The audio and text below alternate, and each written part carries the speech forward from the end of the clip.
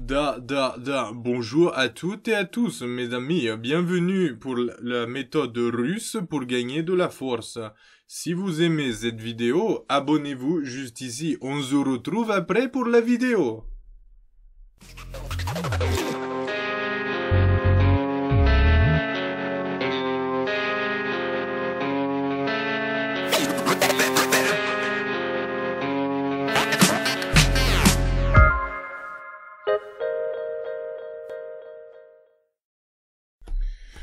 Alors aujourd'hui, on va parler de la méthode russe. C'est assez intéressant pour moi parce que j'ai appliqué cette méthode et j'avais bien progressé parce que j'avais une faiblesse au niveau des ce qu'on appelle les dips ou les pompes, donc au niveau des triceps ou des pecs. Et j'ai appliqué cette méthode sans le savoir et j'ai en fait effectivement eu des bons résultats. Ça m'a aidé à bien progresser. Donc cette méthode russe, ça vient de Pavel Tsatsouline. Normalement, je l'ai bien prononcé. Lui, il a été enseignant dans les forces spéciales, aussi bien chez les Américains que chez les Soviets. Donc c'est assez étonnant. Et il a une méthode assez intéressante pour pouvoir bien progresser dans le sport. Donc déjà dans cette méthode, ce qui est assez étonnant, puisque ça va à contresens de ce qu'on enseigne souvent, ou de ce qu'on sait ou ce qu'on pratique, c'est qu'il faut s'entraîner tous les jours. Le plus possible en tout cas.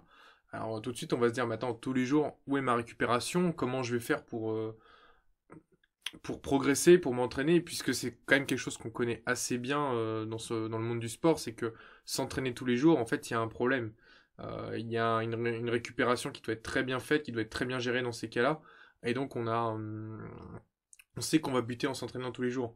Et là où en fait c'est intéressant, c'est que par exemple, si on va prendre les pompes, imaginons qu'on bloque sur, on peut faire 10 pompes maximum, c'est pas assez, et on veut pouvoir en faire plus, et bien dans ce cas-là, ce qu'on va faire avec cette méthode-là, c'est qu'on va en faire 5, peut-être 6, peut-être 7, mais on va en faire moins que son maximum.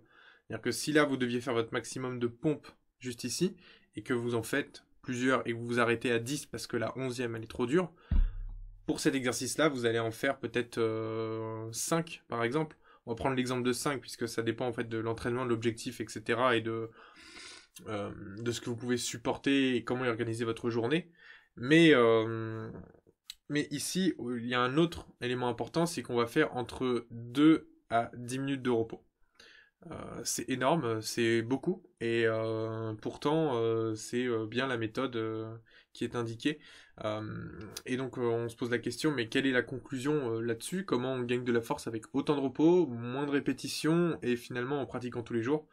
Eh bien, si on fait peu de répétitions, beaucoup de repos, et qu'on travaille tous les jours, la progression, elle est dans le système nerveux, c'est-à-dire la transmission depuis le cerveau jusqu'au muscle et son application. On va à la fois améliorer le message nerveux et à la fois aussi améliorer la contractilité pour que les fibres musculaires se contractent ensemble. C'est-à-dire, par exemple, si jamais le bras... Attendez, je vérifie juste que la caméra... Ouais.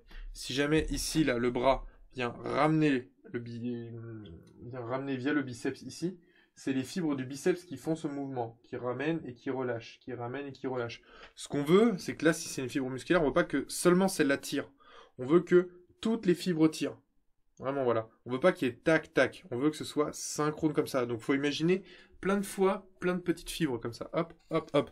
Et on veut pas que ça fasse hop, hop, hop. On veut que toutes les fibres en même temps, hop, elles viennent tirer le muscle.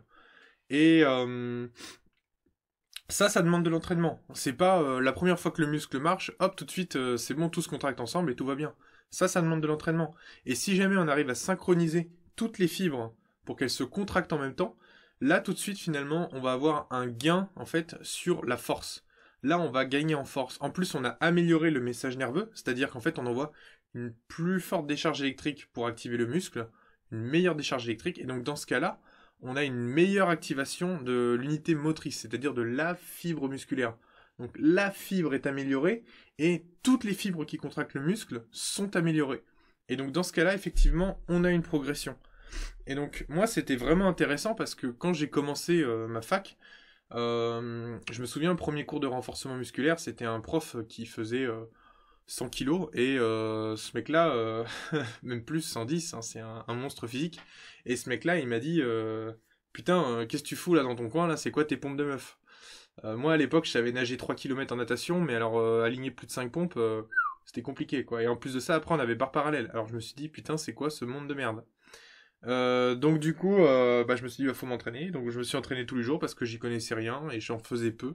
Et en fait, j'ai progressé et j'ai perdu du poids aussi. Et j'ai vraiment réussi à être assez bien là-dessus.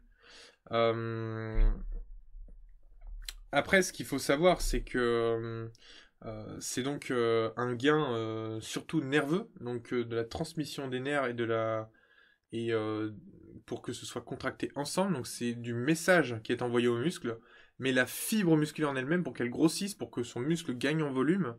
Là, finalement, il faut un autre entraînement et il faudra peut-être mettre un peu moins de temps de repos. Si vous avez prévu 5 minutes de temps de repos, peut-être diminuer à 3 et peut-être peut-être au lieu de 5 répétitions, peut-être en faire 6 ou 7. Voilà, c'est vraiment pour l'objectif des pompes par exemple. C'est vraiment là-dessus que dans ce cas-là, on va avoir plutôt du gain musculaire. Et donc dans ce cas-là, il faut réfléchir à quand on veut du gain musculaire et quand on veut du gain nerveux. Mais c'est une bonne stratégie si jamais on a un objectif particulier en musculation. Ou alors si jamais ou alors si jamais on veut progresser sur un exercice que l'on n'aime pas. Moi, par exemple, j'aimais pas les tractions avant. Pareil, ça, j'y arrivais pas. Et à force d'en le faire tous les jours, de voir la barre de traction tous les jours, j'ai pu réussir. C'est vraiment en la travaillant tous les jours que ça vient. Et il y a d'autres méthodes là-dessus, mais c'est en créant une habitude, en le voyant tous les jours et en le travaillant que finalement on finit par y arriver et peut-être mieux que si jamais on fait 3 séances en étant assez bourrant là-dessus. Là, au moins, on le travaille un peu tout le temps, dès qu'on peut, et petit à petit, on sait qu'on va y arriver. Si vous avez compris la logique derrière, vous savez qu'après, vous pouvez y arriver.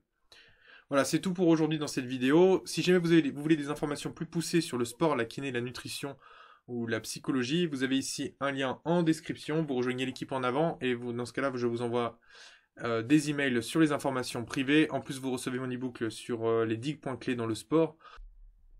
Pour tous vos besoins personnels adaptés à votre cas unique et finalement à vos objectifs de vie, vous avez aussi mon email dans la description. Contactez-moi et on se retrouve bientôt.